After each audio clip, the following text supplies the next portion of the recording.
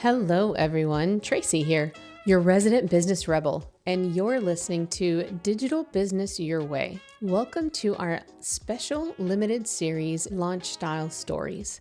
In this series, we're diving deep into the true stories behind launching, what it's like to find your way the hard way, and what happens when you finally discover a launch style that fits. You'll hear from entrepreneurs who've been through, some miserable experiences, those who are still figuring it out, and those who found their groove and finally feel like they're thriving. Because launching isn't one size fits all, and there's not only one way to do it. And I believe it doesn't have to feel like denying yourself to make money or just feel exhausting and something that you have to get through. This series is all about exploring what works, what doesn't, and how you can cut through the guesswork quicker to find your way and your style sooner. So settle in, because these stories might just change the way you look at launching and your business. Because once you have a launch, if you do everything live, it takes all your energy. And then the people are coming into the program, and you should have all this energy to welcome them and have them experience this nice customer process of coming on board into your program. And oftentimes I was starting out so tired. And so it was just this whole other thing that I was able to really energetically welcome people in, which was new, and I loved it. And I will keep using this as I move forward. Today on Launch Style Stories, I'm joined by Caryn Gillen, a business coach who has been in the online space for 15 years and helps people build businesses that are sustainable and, most importantly, fun. Caryn has launched in nearly every way possible: 5-day challenges, live events, straight-to-email campaigns, and after years of experimentations, she's found a launch style that works for her. One that prioritizes ease, connection, and energy management rather than forcing herself into draining launch cycles. In this conversation, Caryn and I break down how she shifted her approach to launching, why she no longer runs live heavy launches that didn't fit her, and how she learned to structure sales in a way that feels aligned without sacrificing results. If you've ever felt like traditional launch advice doesn't quite fit, or that selling leaves you drained, this episode is for you. Let's listen in. Hello, and thank you very much for joining me today, Caryn. I appreciate this, for coming in for this limited series that we have, talking about really your journey with launching and what that has been like. Yeah, thanks for having me. I'm super excited to talk about it because, launching is such a journey. Right? Yeah. and that's the beauty. It's because whenever we've done this for so long, we have all these experimentations and we get to try all these different styles with offers, with, front end, with back end, with different sizes of audiences and how well we know them and don't know them. And it's there's so many different little pieces and different, levers to pull that it gets to be thrilling, but also, if there's one more thing I have to change, I'm going to pull my hair out, It's like that mixed bag of moments, right? Yeah, absolutely. Yes. So what has been either a favorite, a worst, a most memorable, most recent, what kind of comes to your mind whenever, because I put this to you as, do you want to share? What do you think whenever I asked you to share this launch journey and you were like, yes, I'm so in for this conversation. So I was curious. I was like, ooh, then I wonder what popped in your mind for that. Mm-hmm. The thing that popped in was last year, I guess it's still this year, but last year in 2024. It's so last year. Yeah. I did a launch, the same launch twice, which I don't normally do. I've typically done a new thing every time over and over. And so I've learned lots of things and I've tried lots of things, but I had consulted with someone, Danielle Laura, on human design, and I'm a projector and I was launching, and she goes, well, I was telling her what I've done in the past, which is 5-day challenges and, 3 different calls and all these things that were happening live, so much of my energy, all the emails, doing all this stuff live. And she was like, oh my God, why don't you record some of those things ahead of time? And I was like, what? Yes. I was like, what an amazing idea. And so I ran a launch called How to Sell Like a Human. which for one, I loved the name and I love selling. So it was super fun. And I did 3 podcasts ahead of time. And they went live on my podcast, and I sent the video to my list to anyone who had opted in. So you could kind of catch it from the podcast and come in, or you could catch it on my list and sign up. But people were coming from different places, and I wasn't doing anything. Right. Because I was just letting the podcasts and the video emails go out. And I was getting all this great feedback, and people were learning a ton, and they were sharing it. And I was getting like the, is it too late to come in kind of questions, which is the best. And then what I did was I held a Q&A call as the last part of it. And the first time I ran it, I actually ended up getting COVID. And so I had to postpone the Q&A call. And so I had a 0 show up rate. The second time I ran it, I did the same thing. And I had, I think I had like 18 people show up live. So that was a much different and better and more fun experience. Yeah. But for me, that ability to like record it ahead of time and not be in the like, because once you have a launch, if you do everything live, it takes all your energy. And then the people are coming into the program, and you should have all this energy to welcome them and have them experience this nice customer process of coming on board into your program. And oftentimes I was starting out so tired. And so it was just this whole other thing that I was able to really energetically welcome people in, which was new, and I loved it. And I will keep using this as I move forward. Right. And and it's that beautiful realization that you got to experience, you know, like live in the moment of realizing that separation between that launch energy and that delivery, right? Because there really are distinctive parts. We have our offer creation, we have our promoting it out into the world, we have those connection and those community parts, and then we have the actual delivery part. And each one of those is very distinct, and it asks something different of us, right? So depending on how we're built, depends on what makes us excited and what kind of goes, okay, I'm so glad I got to connect with them because I love my humans, but I got to go hide in the woods for a while. Yeah, exactly. When I sell something, and because of how I like to buy, if I bought it, I'm excited and I want to start it. And so I've never wanted to create a great amount of distance between like, okay, I'm going to launch, I'm going to get really tired, so I'll take 2 weeks off and then I'll start. Yeah. Like maybe that would be energetically ideal, but I don't like that as a consumer, so I've never wanted to do it that way. Right. Yeah. And it's understanding like how you are as a buyer. So how does that reflect to the people who buy from me?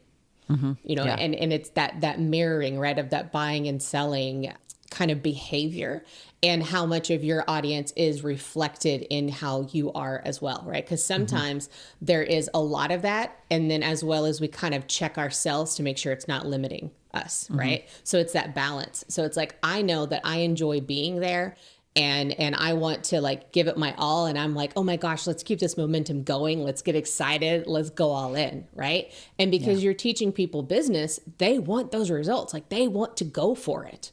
Right. Whereas like some of the other people that I coach, they're walking people through divorce. They're walking people through, you know, energetic resets, or, you know, sleep schedules for babies, and other things that maybe there needs to be a bit more time of breathing and a bit more integration versus like, I want to get this going in my business right now. I am so excited. I want to, you know, move this. Right. Yeah. So it's really finding that spot for you as a human, but also for your audience and the offer that you're giving them. And that lovely like balance of all 3 parts. And that makes such a difference. Yeah. Yeah. Yeah. Because I'm somebody who I hate drip. I hate drip content. If I'm in a program that drips, like, and I know that you're talking about like the gap between, you know, launch and start, but even for me, if content itself is dripped, I will wait until there's like a bunch of it so I can go in and binge. You know? But again, if I'm doing something that's not, you know, maybe business related, but maybe it's integrative, energy related, something else where I'm like, oh, I need time to reflect, or I have to, you know, I'm digging deep into my subconscious because I do a lot with like RRT and somatics and really like uncovering things. Then the dripping isn't so much a waiting as much as it is I've now caught up and I'm ready for the next one, right? So there's that balance there too. But yeah, it's very much knowing ourselves and you know, as well as like the work that we're doing that I always find fun, right, with it. So now that you have experienced this part, think about one of the many other ones, because you said that you've tried a whole bunch. So have you tried a whole bunch with different offers, or have your offers been fairly similar, but you've tried several different launch models? Both. Yeah. Yeah. Yeah. I mean, I've been doing this for 15 years. So I've had lots of time to play around. Right. Most recently, I started a membership, and I started it with founders pricing. And what I've done with that is I've just done I did an initial campaign, just straight up email. I didn't even really get on the socials. No, I did a little bit. And at the end of the year, I'm doing another, I think 5 days, 5 emails, just talking about the founder pricing going away. And in neither of those instances did I do any sort of free event or give them anything or do anything that brings together community in order to sell. And what I've noticed about that is while it's nice and I didn't really have time to do anything else, I don't like doing it that way. I want to give something when people go buy something. I want to engage with them first. I really like having, even if it's just a free group coaching call, anything to me feels fun. I like to have something that goes with the purchasing. And I think the founders pricing is the thing. They're getting 12 months for the price of 8, and that is a thing in itself. But it's not as fun for me. One of my top values is connection, and I like to be able to do the connecting and the selling. And that's that separation there, right? Because I'm sure the content of your emails is probably of value as well, as opposed to it being like a virtual Post-it note saying, hey, don't forget the clock is ticking. You know, there'll probably be a sentence or two element in there for that to be a very clear, direct CTA in there. But you're coaching them on something. You're giving them a perspective shift. You know, you're helping them realize something that is in relation to this offer. Yeah. So you are giving something that falls into a bucket of value, but the piece that's missing that makes you not feel the value is that connection. Yeah. Yeah. So it falls into that audience category, right? You're missing that kind of human to human part that, you know, that you feel like you really need. You want to see their eyeballs when you're selling. Yeah. So what I've done kind of to make up for it is if people email or DM and they're asking questions, I'm just do you want to hop on Voxer? How about we hop on Voxer? You know, I'm doing all this audio messaging back and forth and getting to know people, and that's working and I'm liking it. But it's funny how even if I try not to, I'm still going to figure out a way to connect with them. Yeah. And again, it's that balance of energy. Right. So it's okay to have these automated emails that go out, and doing this private invitation launch is basically, you know, the category that this type fits into, where you're giving them this, you know, it goes out to your email list only, and maybe the people who watch your stories, and it's hey, this is existing. Here you go. You know, if you want it, ask for it. But if you have anything, here's a voice note. You know, here's a way to hear each other. Right. So that way it's not just them that have been reading your emails and them that have been watching your stories and hearing whatever you're saying, but now you're getting to hear from them back as well. Right. Yeah. Yeah. Which just makes it feel more rich. Yeah. Yeah. And the containers that you create have that intimacy anyway. So it really sets those expectations and those foundations for whatever they're buying from you and going into. Yeah. So that's felt really good. Yeah, absolutely. Yeah. What I can do next year, and what are the different ways to create that in new ways, and what are the things that were so good this year that I definitely want to do them again versus just recreate the wheel every time. Right. Yeah. Yeah. And does that feel more doable and approachable than a free community or a group or something that's a little bit more mass, is to have these voice notes of the people who are reaching out to you? Yeah. I mean, I really like that part. Yeah. Right. It's kind of like virtual pen pals, you know, these little passing notes back and forth in class kind of feel. Yes. Exactly. Yeah. Yeah. Yeah. I think that bring some old school things into the new world, right? Exactly. And I was thinking about the other thing that was really interesting with launching this year, and it was true for, I did one promotion called Best Quarter Yet, and I had everyone come in and we did quarterly review and planning together. And I had over 100 people sign up for that. Same with the sales ones, both times. So I had 3 of the most successful like launch events that I've ever had in terms of numbers for my business. And they were bringing in these great people. And what I found on the back end is they were great people, but I was selling the wrong thing in my launching. Mm-hmm. So it was interesting to on the fly then kind of post the third successful thing I was doing, create a whole different offer to start selling. Yeah. So that was an interesting process to watch. Like, it's hard to watch your launch happening and have it be really quote unquote successful and then realize that nobody's the right person in the room for what you're talking about. Yeah. Yeah. Right. Yeah. And it's like, wait, it's like you feel something is missing, but at first you're almost not sure. And then you're like, oh, I put my finger on it, but this is a doozy. What am I going to do here? Mm-hmm. Yeah. Yeah. So with that part of the launch, did you ever try to replicate that launch? And like, did you feel like maybe if you tried those launch mechanics with the right offer, they wouldn't mash? Like, where do you think that kind of, between the 3 pieces, between the launch mechanics, the offer, and the humans involved, where do you think that this kind of, I'll call it a misarrangement versus a misalignment? Like, where do you think those parts came in? I'm going to do the same thing with the new offer because I think the people are great. The way I was launching was great. It was just, I needed to have a different offer on the end of it for the people who want to come in. And that's one thing I'm just always looking at, like the energetics of what wants to happen. Yeah. And on that one, it was like, oh, I'm the one lagging behind here. And so one of the ways I can tell I needed to change is I had all these, they wanted to work with me, but not with what I had. So I was creating all these weird, like one-off offers. And then I was like, wait a minute, this is a sign that I need to create the one offer that would have matched for all of these people and then go and sell that. So that's what I did. And then like convert all those people who I sold weird one-off things to into the new thing I had created. So what you were seeing is that they were responding to the launch mechanics. They were like the right people, but it was either they weren't responding correctly to the offer part, or those who were, it wasn't quite the right result part, or the delivery aspect wasn't right. Yeah, it was the wrong developmental stage. It was the wrong developmental stage for the consumer.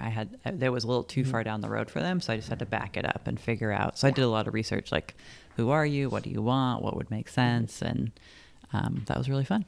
Yeah. And it's fun whenever like we find something that people respond to, right? Especially if it's like a new swath of audience or an expanded group that is like really in for it. But then it's like, okay, well, hang on. Maybe that isn't what like the road I thought that we were going to go down. Right. Yeah. When it's like, okay, so I love that you guys are responding. I love who's showing up, but hang on, wait a minute. Like there's a part that's missing. It's like the set list that I had going for this concert isn't quite the right set list. It's like, we now need to go acoustic. I brought soup to the taco party and I was like, I got to go home and make tacos. I'll be right back. Yeah. Like, this is going great, but wait a minute. It is that missing piece there. And that's something that we can find where, that would like be the true definition of the word pivot, because I find that word gets overused quite a lot in our arena, but it really does. so much. But it is that piece where they responded so well to the launch part, then it's not even like you inadvertently backed yourself into a corner, because the correct offer can almost bud out of what they're responding to and out of that community response, right? So it's where almost like, because the launch mechanics should be birthed out of the offer and the audience that we're wanting to get. But in this case, what you found was that the offer had to come from what people were responding to in the launch. Yeah. And that can be, that's one of those fun experiments that like we weren't expecting, that we get to be like, wow, what we do is really amazing. Yeah, and we get to be so agile. It's like, but you have to take the invitation. Because I could have just been like, these are the wrong people. But like, I would have been missing out big time. Yeah. And that's a fantastic thing to witness and, and to be there for. Yeah, so I like that one. So as you have had these different experiences, especially because like you said at the top, 15 years, but then these like really exciting we'll label it successful, but like these really like exciting launches have been so recent. So how has that felt with that evolution of like finding these styles, of finding these ways to feel comfortable, letting these things evolve almost like in the moment? I think it's fun to find and feel and ride the momentum when we get to, because it's not always going to be there. Like sometimes business is a slog. But I also want to remind all of us that like you can make so much money, you can create such a sustainable business with really low numbers. If you do it in a really relational way. If you're not trying to be a 7-figure business running a 6-figure business, in your tactics. So I just love that like we get to do this, and sometimes 12 people are there and sometimes 4 people are and sometimes 95 people are there. Like we don't have to have the numbers that most of us think are quote unquote enough to do what will actually move the needle for us. So I'm just always amazed. A, we get to do it. B, I get to be here. And C, like we get to keep experimenting and we get to do it in a way that connects us and hopefully makes an impact worth making. Yeah, so true. Because so many times we are worried about problems that don't even exist yet. Yeah. We're worried about having these launch mechanics and it like the pieces aren't even there. It's like, okay, well, what about if I have a webinar and, 95 people show up and I get a 1% conversion rate? And it's like, okay, well, how about we talk about getting 95 people in the room first? Like, wait a minute. Like, why are you like crying over a 1% when we don't even have the 95 yet? Like why, like, have you even written your webinar? Like, wait, hang on, people. Yeah. It's like, wait a minute. It's like, why are you worried about these kinds of things? And I think a lot of it is because of the numbers they hear, the things they see in debriefing, the stuff people brag about. And it's that kind of classic cart before horse situation, right? Yeah. Yeah. And it takes that seasonality and that maturity and entrepreneurship to be like, it's okay if those are the summary debriefing numbers, but whenever I'm in the moment, I have to be like, okay, let's back up and let's actually look at the parts and be like, is this even the right mechanism for it? Is this even the right offer for it? Is this even the right audience for it? It's like, where can I put my energy? Do I have all of my elements in place? Am I even like looking at the right pieces? Right. Because a classic thing in copywriting, it's like, if you want a better conversion rate, have a better audience, So, I mean, that's so it's like, okay, how are we making sure that those parts are there? And yes, that needs like a longer time, but to your point, you can have a fantastic time with a smaller group. You can have that dedication, that loyalty, the part where they are your number one fans, where they are bringing people in, where they are there for everything that you have over and over again. And they are then your inspiration. Because you're like, I want more of them. How do I get more of them? Right. Versus being like, what do I make today? What do I do today? It's like, no, how do I thrill the hell out of them? And how do I get more of them? Yeah. Right? And then that gets to birth out of it. Yeah. One attendee of one of those workshops personally brought in 24 other ones. See. So out of 100, one person brought 25% of the attendees. Like, that's wild. I've never seen that happen before. Yeah. And she probably wasn't even an affiliate. She was just somebody that they wanted to be there. Yeah. Yeah. Like they just thought this was amazing. Everybody needs to be here. Yeah. Right. It's fun. Yeah. Right. And those are those beautiful moments. And it's like, I want to know you. I want to know what's happening. I want to understand it. Yes, there can be a little bit of replication and duplication there with it, but it's also like, just appreciating and enjoying the beauty of that. Yeah, definitely. Yeah. So thinking about a bit of those mechanics, any sort of like team members that you bring in, whether it's casually, permanently, etc. How have you found working with other people is easier, harder, different as you have known what you wanted to do versus the figuring out? One thing that took me a few years to figure out is I need to tell my husband that I'm launching and ask for more support around food. Yes. Like, I am not going to care what's for dinner, but I would like to eat, and I don't want to have to cook this week. Like, these are important things. Like, I don't care if we eat out. I don't care what happens, but expectations need to be low around me. So that's my number one team member there. And then I have my virtual assistant, and she and I have worked together for 4 or 5 years, and we pretty much do all the things. Yeah. Yeah. So we've got a pretty good relationship. I always need to give her more time than I do. I need to make decisions faster. I think that's one of the hard parts of being so agile and being a quick start is like, but you gotta like not throw your people under the bus. So another part that's so great about doing a strategy that's a lot of it's done ahead is she's not having to do a bunch of stuff in the moment. Yeah. Yeah. Cause it's great when we get inspired and then it's like, oh wait, but what is the down effect of that? Yeah. Yeah. Yeah. It's like, but we don't mean to have anybody like scrambling. Right. Yeah. So that, and that it's such a lovely point about any partners, you know, and anybody that we cohabitate with, because you have to like let people know this is going to be a very intense time and things are going to be happening. You may or may not see me. I'm going to be in various, you know, states of dishevelment at this point. I'm going to be like, you're going to hear random I'll be on my phone voices. too much. Exactly. I'm like, you're going to hear random voices on my phone, you know, like as I'm like listening to different messages and I'm sending them back. It's going to be all hours. You know, these are the things that are going to happen, but it's going to be temporary. And I'm going to need this help and this support during this time. And then we're going to go back to whatever your variation of status quo is. Right.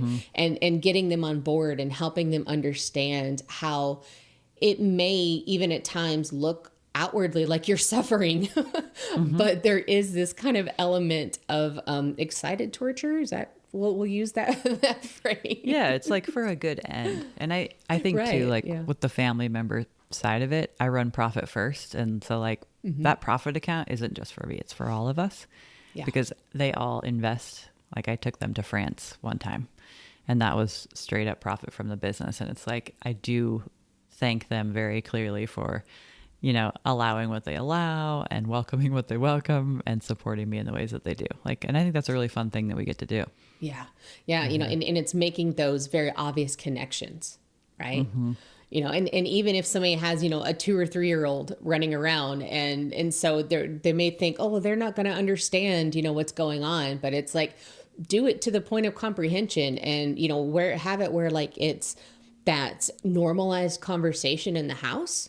So it's like, okay, well, these are how these things are. And and this is because mommy did this today, you know, and those kinds of pieces, because that fosters the gratitude. It fosters that understanding and that kind of reciprocity, right? It's like, we do this, we get that, you know, and it kind of helps build that support and that structure and move those emotions that otherwise can very much hold us back.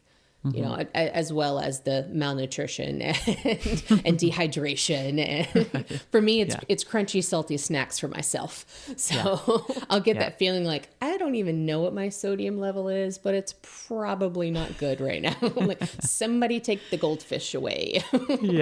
Mine's like, oh, there's 7 cups on my desk. Like just this like looks like a life coach office when you've got too many cups and water bottles on your desk. Right. Yeah. It's like I go through 3 liters of water and then I have like 8 coffee cups and I always drink decaf at least. Like that's what I tell myself. I'm like, but it's decaf, you know, and then I'm like looking around and it's like, oh, and then I have nothing else but bags of goldfish. I'm like, have I had protein?